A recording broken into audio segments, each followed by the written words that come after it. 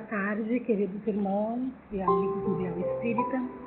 Estamos aqui mais uma vez, reunidos, sob a tutela dos espíritos da Casa Paulo de Tarso, que muito felizes se encontram por nos verem aqui. E desde que entramos nesta casa, estamos recebendo o amparo, a assistência para as nossas necessidades mais profundas, que os amigos espirituais bem conhecem.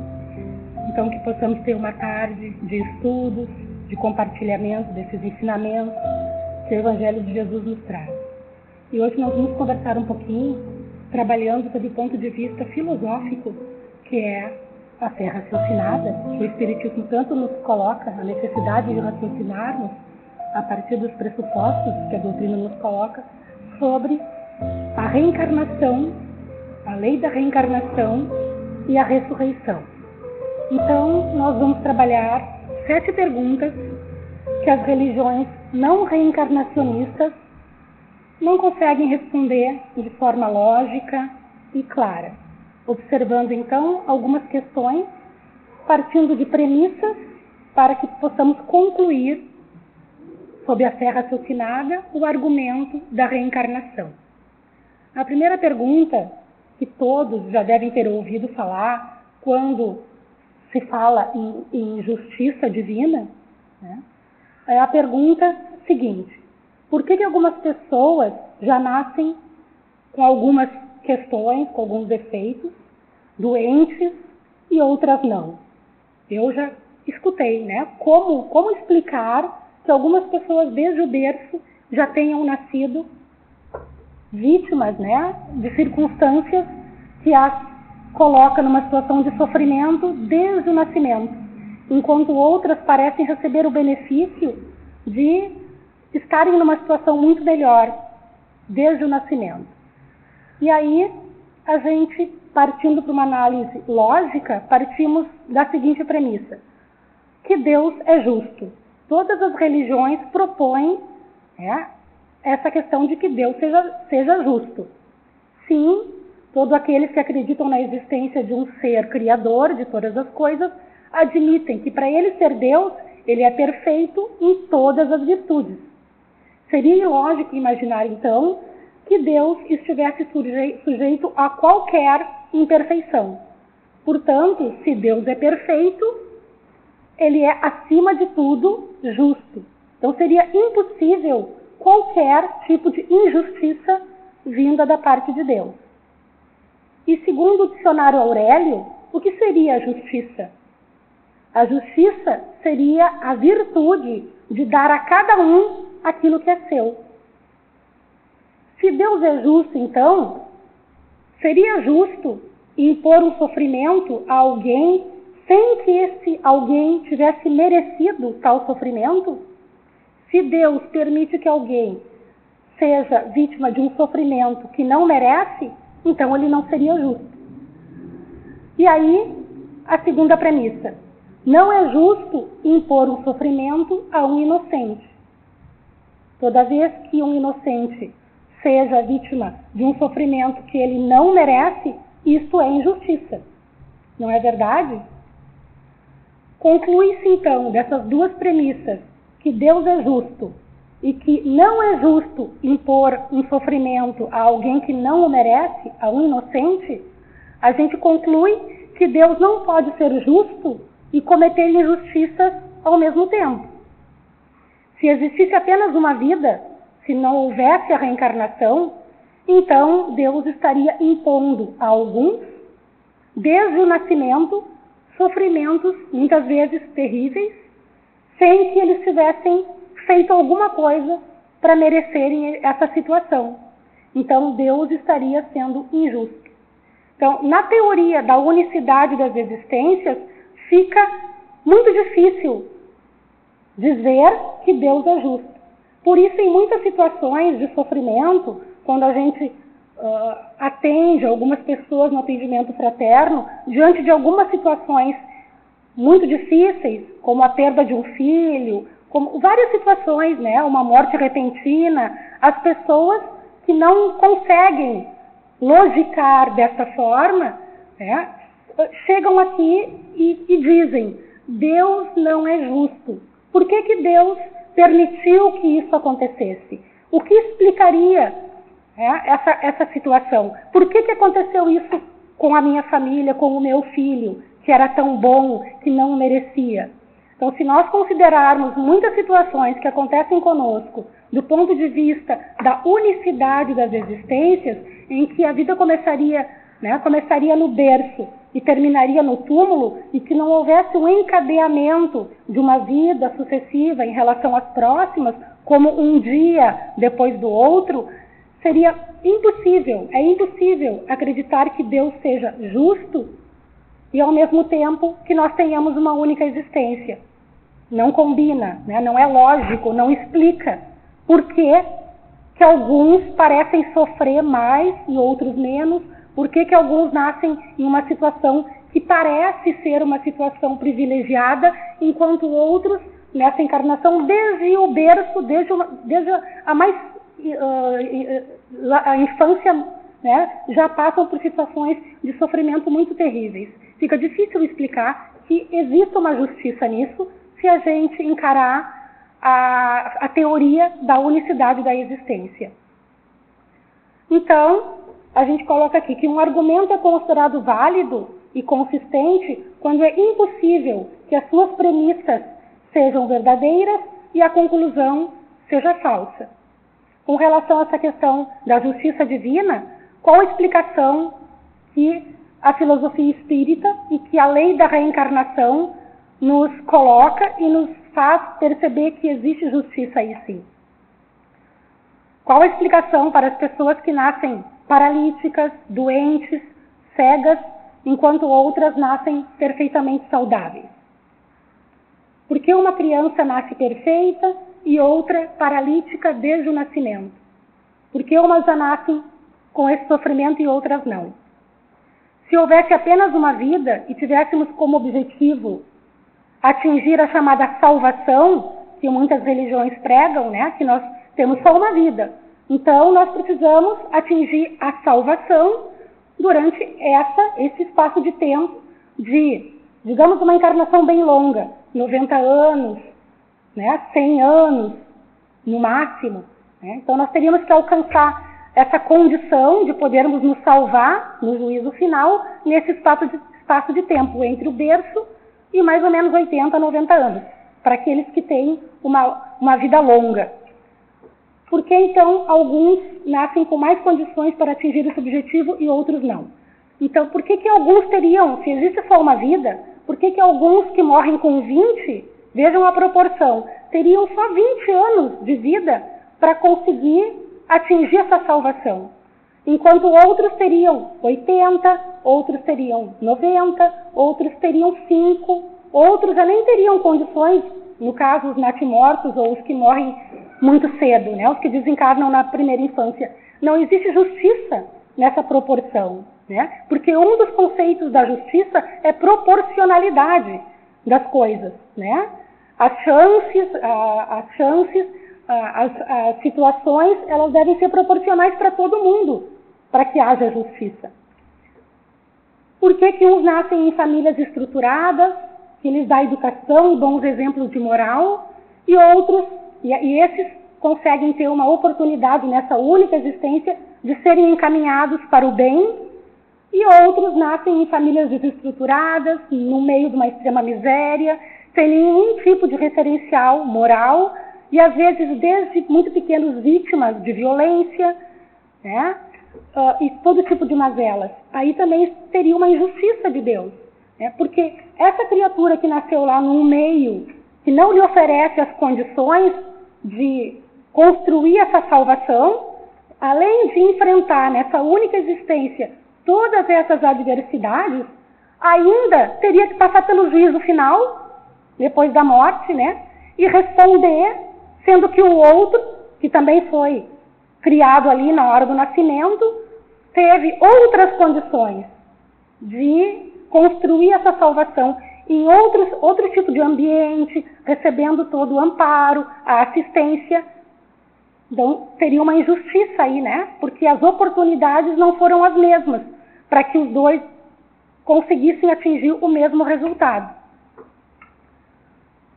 Então, esse que nasceu numa condição adversa, ele teria que enfrentar o juízo final e talvez, e com certeza, né, receberia uma pena eterna, porque depois do juízo final vem uma condenação, uma absolvição eterna, né, pelos erros que ele cometeria nesse único espaço de tempo. Então isso não parece lógico, nem justo, nem amoroso por parte de Deus, né? Essa situação a gente vê que seria uma situação que gera uma desventura e uma injustiça. Além de serem injustiçados pela sociedade, por nascerem num ambiente tão desfavorável, eles ainda seriam injustiçados pela própria lei divina, porque estariam submetidos a uma condenação partindo do pressuposto que não tiveram a mesma oportunidade de batalhar, de construir essa salvação. Como explicar o caso de pessoas que, mesmo tendo sido boas, durante toda a vida, são surpreendidas com doenças terríveis que lhes causam sofrimento, ou ainda que são vítimas de terríveis acidentes, enquanto outras passam por toda uma vida sem conhecer nenhum infortúnio, ou muito pouco infortúnio, já que a gente vive num mundo de provas e expiações, e geralmente aqui todos sofremos menos ou mais. Mas que critério seria utilizado se a gente só tem uma vida para receber mais ou menos sofrimento, para passar por situações, né, mais difíceis ou nem tanto? Seria uma injustiça, né? Ou seria Deus jogando dados assim, né? A sorte de cada um, e quem pegou a melhor condição, a melhor situação. Se nós fôssemos criados por Deus no momento do nascimento e não existisse vidas anteriores, qual seria o critério que o Criador usaria para escolher quem seria saudável, quem seria perfeito, quem seria deficiente, cego, por exemplo, desde o nascimento? Muitas pessoas, olhando do ponto de vista da biologia, poderiam usar o seguinte argumento: mas o corpo físico, ele é gestado, construído a partir, né, dos cromossomos, da herança biológica da mãe e do pai. Então, se essa herança biológica, se esse corpo formado a partir desses elementos orgânicos for deficiente, então o corpo vai ser deficiente. Mas aí a gente está falando da gestação do corpo físico. Mas como é que fica o critério de escolher qual espírito que foi criado naquele momento vai animar esse corpo defeituoso? Digamos que tem assim, 2 casais. Um gestou ali, biologicamente, um corpo perfeito. E o outro casal, um corpo com alguma dificuldade, com alguma deficiência. E tem 2 espíritos que estão sendo criados ali, cada um para habitar um desses corpos. Nenhum fez nada anteriormente. Como é que Deus faz? Que critério seria justo? Quem habitaria qual corpo? O critério seria unidunite salameningue, né? É difícil de aceitar que exista uma justiça numa condição desse jeito, né? A única explicação, então, nesse caso, de não haver uma vida anterior que ligue as vidas umas às outras, seria sorte e azar. Não haveria uma explicação mais coerente. E isso seria um absurdo, né? Então a gente vai imaginar agora pais aqui na Terra, né? Imaginemos uma família em que existam ali naquela família 2 filhos. Um deles recebe carinho, educação, roupas, alimentação, toda a estrutura necessária. E esse mesmo pai, ao outro, nega tudo isso. Ao contrário, esse outro filho é tratado de forma agressiva, lhe causando todo tipo de sofrimento desde a pequena infância, desde mais cedinho, né? Tudo isso sem nenhum motivo que justifique tal tratamento. Isso não seria justo, é óbvio, né? Então, se não é justo que um pai proceda dessa maneira aqui na Terra, não seria justo também que Deus, sendo infinitamente sábio, misericordioso, justo e por amor, agisse assim em relação a nós, né? Ou seja, Deus não nos ama menos do que nós, pais da Terra, amamos nossos filhos. E se nós seríamos incapazes de cometer essa injustiça, né, entre 2 filhos que nós temos, que dirá Deus em relação a nós, né?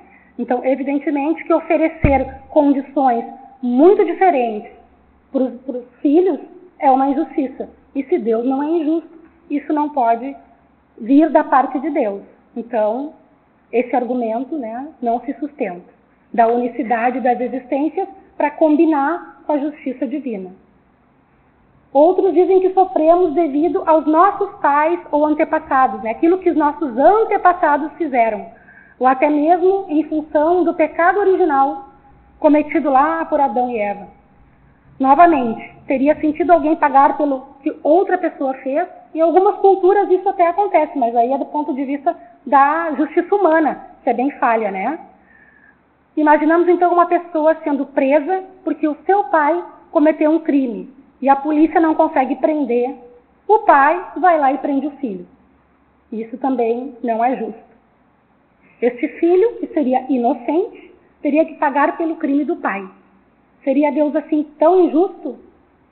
Claro que não. Então, quando na Bíblia diz lá, no Velho Testamento, né, que até a terceira geração seria responsável por alguma situação que o seu antepassado fez, ali também está escrito ali nas entrelinhas a reencarnação, porque muitas vezes nós mesmos seríamos os nossos bisnetos, os nossos tataranetos, porque a gente vai para o mundo espiritual, se prepara, estuda, melhora e reencarna. E nessa escalada das reencarnações, talvez nós venhamos a reencarnar dentro desse nosso círculo familiar e como nossos antepassados. Então, nós seremos os nossos antepassados que retornaremos muitas vezes como bisnetos, netos e etc. A segunda pergunta. Como Deus poderia ser considerado perfeito se Ele mesmo, um dia, deixasse de praticar uma virtude mais importante, que seria o perdão, condenando milhões de pessoas ao inferno? Então, o argumento de algumas religiões é que nós temos só uma vida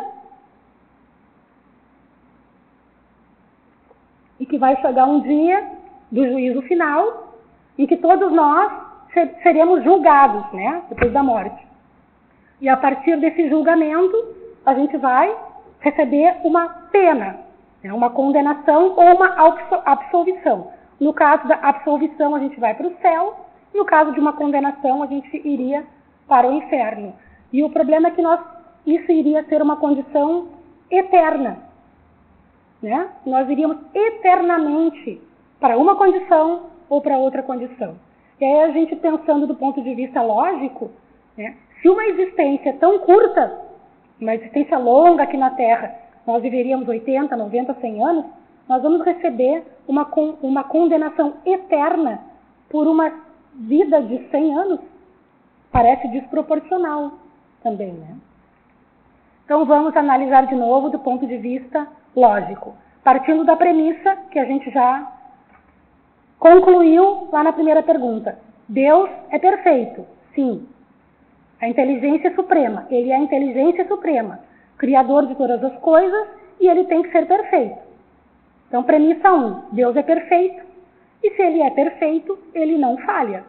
Não, existe a possibilidade de Deus falhar nas suas leis. Premissa 2, deixar de perdoar é uma falha? Sim, pois deixar de praticar uma virtude não pode ser também uma virtude. Pelo menos, para quem se diz cristão, não perdoar é uma falha grave. Lembra Jesus dizendo que a gente tem que perdoar 70 vezes, 7 vezes cada pecado de alguém. Então, isso ele está usando uma metáfora para dizer que é indefinidamente. Premissa 2. Deixar de perdoar, então, é uma falha. Concluímos, então, que se Deus não tem falhas e deixar de perdoar é uma falha, então Deus jamais pode deixar de perdoar, sequer um segundo e sequer uma pessoa. Se Ele fizer isso, não será mais perfeito. Então, a ideia de um juízo final torna-se ilógica, até porque é desproporcional. A gente viver 100 anos, cometer algumas falhas e ir para o inferno eternamente.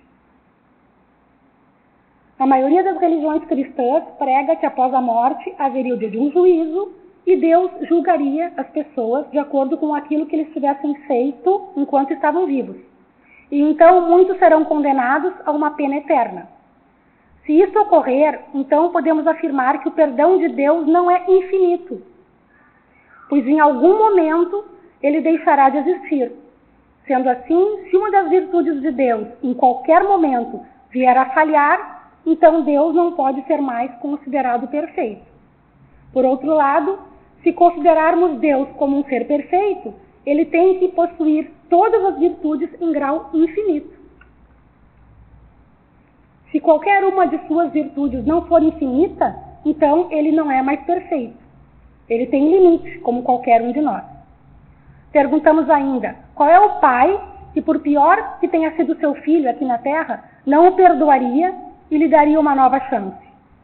Aqui, nós mães, né, a gente vê quantas mães de criminosos cometeram crimes muito graves e elas não deixam de amar os seus filhos por causa desse crime. Quantas mães estão lá na porta dos presídios visitando os seus filhos? Porque o amor de mãe é muito maior do que qualquer coisa, né? E se o amor de mãe aqui na Terra é muito menor do que o amor de Deus em relação a nós, então isso é impossível que Deus não nos ame, né? E que não nos perdoe, né? Não digo nem perdoe, mas que não compreenda, né? Não nos entenda como uma mãe compreende que seu filho, o bebê, que seu filho que está na primeira infância, não aprendeu ainda tudo sobre a vida e que, portanto, vai cometer erros. E se cair, ela vai ajudar a levantar. Ela não vai puni-lo, né? Ela vai responsabilizá-lo de acordo com a condição da evolução que ele tiver alcançado, com a percepção que ele tem das coisas. Então, a gente responde de acordo com a percepção e com a condição da evolução moral que a gente consegue ter, né? Imagine que um pai, após o suposto julgamento final, isso aqui é uma outra questão, né?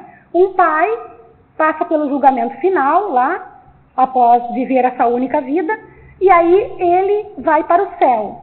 Digamos, eu tenho 2 filhos, aí eu sou julgada lá, depois do juízo final, e eu vou para o céu. Mas os meus 2 filhos são julgados no juízo final e eles vão para o inferno. Como que eu vou lidar com isso? Como que um espírito que ama outro ser vai lidar com isso, ser apartada daqueles que amam eternamente, estando no céu e eles no inferno? Então, será que o amor de Deus seria menor do que o meu amor de mãe pelos meus filhos? Eu estaria feliz no céu?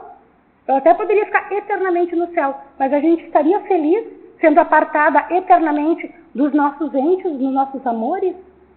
Isso também não parece lógico e nem justo. E se Deus é justo, lógico e bom, não existe essa possibilidade, né? E como Deus ficaria indiferente ao amor desse pai? Então, o amor do pai terreno seria maior do que o amor do próprio Deus? Isso seria uma outra contradição para a filosofia da unicidade das existências. Na reencarnação, pode-se dizer que o perdão de Deus é verdadeiramente infinito, porque o perdão dele está em conceder a nós, a nos conceder todas as chances que nós precisarmos para aprender, para nos responsabilizar pelos nossos erros através das inúmeras vidas. Então, aí está a lei de amor, aí está o amor de Deus, na possibilidade de nos oferecer sempre uma oportunidade de recomeçar, de aprender e de evoluir. Então, ele não nos condena, ele nos ama e nos oferece sempre uma nova oportunidade. Na verdade, podemos dizer que Deus sequer precisa perdoar, pois ele é tão perfeito que não se ofende com nossos erros. Que nem a gente não se ofende quando uma criancinha bem pequena nos mostra a língua e nos faz alguma birra, porque a gente entende que ela não tem condições, né, de entender com profundidade aquilo que ela fez realmente. Porque quando a gente compreender de fato, e a lei é de amor, a gente deixa de fazer. E a lei de amor é uma pedagogia que tem por finalidade nos fazer crescer e não nos destruir ou se vingar de nós, nos impor um sofrimento que não teria outro objetivo que não nos destruir, né? Um sofrimento imposto num momento em que a gente não está preparado para entender e crescer com aquele sofrimento, seria uma vingança. E aí não seria justiça. Né? Nós, seres humanos aqui, ainda entendemos a justiça a partir, muitas vezes, desse conceito de vingança. A gente quer que a criatura pague. Mas Deus não quer que a gente pague por nada. Deus quer que a gente aprenda. E a gente aprende vivenciando uma situação que nós já estejamos preparados para passar e retirar daquela situação um benefício. Por isso que muitas vezes alguma situação que a gente comete em uma vida anterior, que parece que passou batido, parece que a gente, né, não respondeu por aquela situação, nós vamos responder depois, a 2, 3 encarnações posteriores, porque nós estaremos preparados moralmente, nós estaremos em maiores condições de passar por aquela condição e aprender, e crescer, e subir um degrauzinho na escala evolutiva da caminhada que nós temos que fazer em direção à nossa perfeição. É assim que a gente vai aprendendo, subindo um degrau de cada vez e aprendendo através de lições que nos permitem, com amor, com justiça, sim, com responsabilidade, sim, mas com o objetivo que nós aprendamos, não que nós soframos por sofrer, porque aí não tem nenhum resultado positivo. Se Deus impusesse a nós condições, né, situações de sofrimento só para a gente pagar. Não é essa a filosofia e a pedagogia da lei do amor. Né?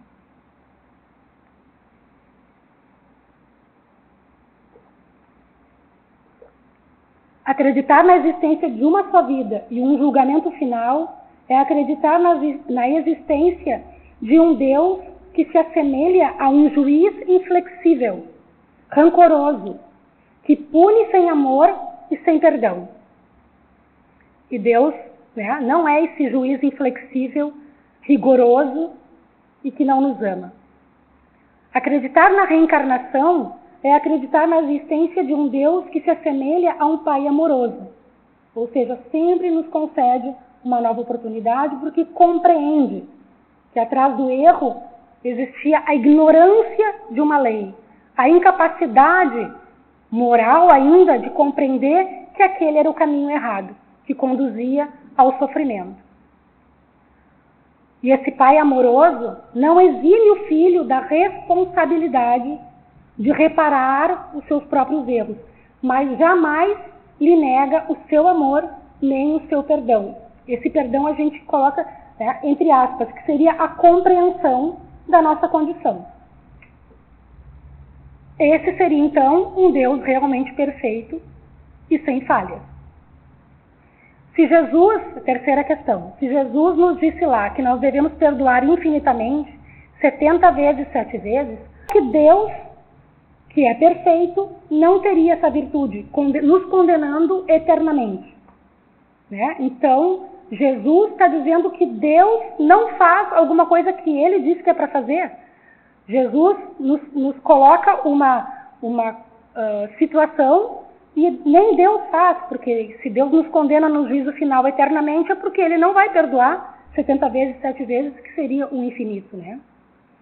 Qual foi a resposta que Jesus deu quando indagado sobre quantas vezes deveríamos perdoar? 70 vezes, 7 vezes, ou seja, infinitamente. Então, Jesus nos orientou a perdoar sem limites. Seria possível o ser humano ter uma virtude que o próprio Deus não possui? Não. Seria um absurdo imaginar que qualquer ser humano tivesse qualquer virtude que Deus não tem.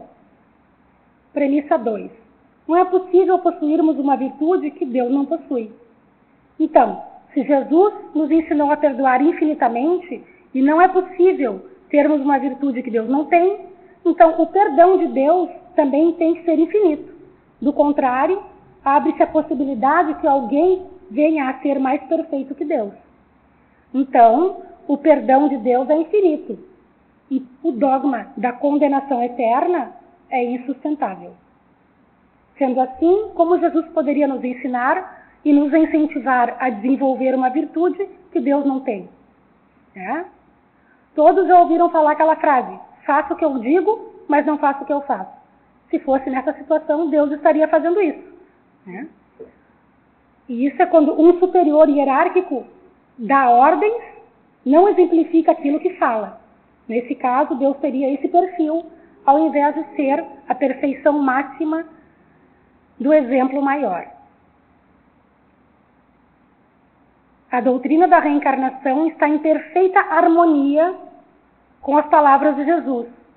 Na verdade, Deus sequer precisa perdoar, pois ele criou leis universais e sábias, nas quais nós mesmos nos conscientizamos da necessidade do resgate quando as infringimos. Então, que lei seria essa? A própria lei da reencarnação. Então, não é Deus que nos pune, não é Deus que... Nós vamos aprendendo conforme nós vamos amadurecendo. Nós, entre essas entrevidas, a gente vive, desencarna, vai para o mundo espiritual, as nossas percepções se ampliam, a gente consegue encadear uma situação na outra, uma vida para outra, e aprende, estuda no mundo espiritual, participa de palestras, fica lá, se fortalecendo moralmente, aprendendo, e voltamos. Então, esta lei da reencarnação é a lei do amor. Por isso que Deus não precisa nos perdoar, porque Ele concede a oportunidade da reencarnação, e aí está o perdão divino. O perdão de sempre nos oferecer uma oportunidade para que a gente atinja o objetivo maior, que é o destino de todos nós. Qual é? A perfeição. Então, enquanto nós não atingirmos esse resultado, nós estaremos recebendo a oportunidade de vir e passar por mais uma experiência, nos fortalecer, aprender, resgatar, auxiliar, até atingirmos a perfeição. E na lei da reencarnação já está embutido o perdão infinito de Deus, pois recebemos infinitas chances de repararmos os nossos erros. Então, nós conseguimos concluir de que só existe a possibilidade de conceber um Deus justo, infalível, bom, amoroso, se nós entendermos e aceitarmos a lei da reencarnação, que é o próprio amor de Deus, que é a lei que nos concede sempre a oportunidade que nós precisamos de crescer em direção à perfeição, que é o que nos espera a todos nós. Então, muito obrigada pela atenção e possamos sair daqui envolvidos nessas bênçãos e nessa harmonia. Muito obrigada.